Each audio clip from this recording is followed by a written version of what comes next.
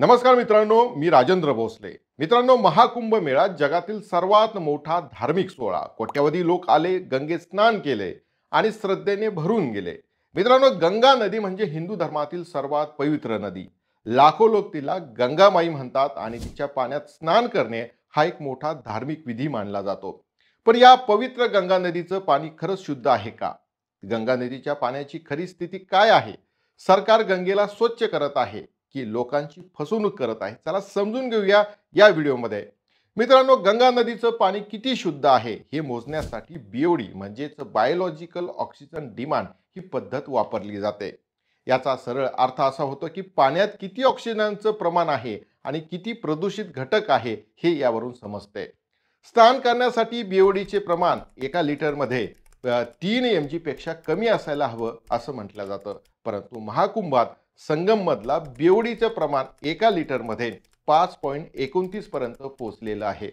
पाण्यात फिकल कॉलिफॉर्मचे प्रमाण हे प्रति 100 ml मध्ये 2500 पेक्षा कमी असावे, परंतु प्रत्यक्षात ते 49,000 MPM असे आढळले.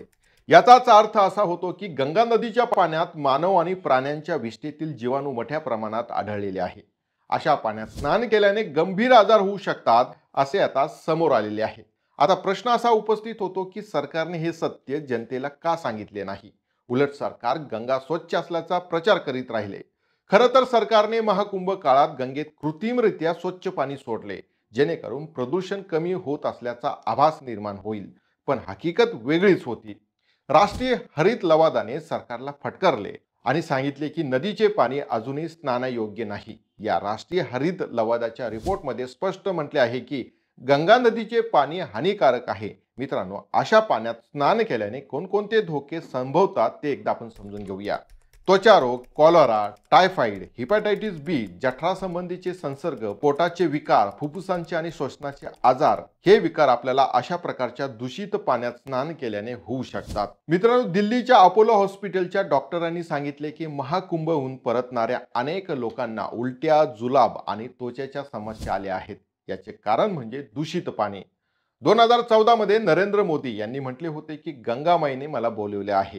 यानंतर नमामि गंगेची योजना सुरू करण्यात आली आणि तब्बल 33,000 कोटी रुपये खर्च करण्यात आले. पण 10 वर्षांनी सुद्धा गंगा अजूनही अस्वच्छच आहे. ती स्वच्छ पूर्णपणे झालेली नाही. सरकारच्या अहवालामध्ये सुद्धा गंगा स्वच्छ झाली नसल्याचे स्पष्ट केले आहे.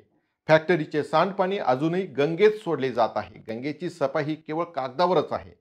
प्रत्यक्षात मात्र परिस्थिती वेगळी आहे. मित्रांनो, सरकार गंगा स्वच्छ करण्याऐवजी फक्त घोषणा करीत आहे का?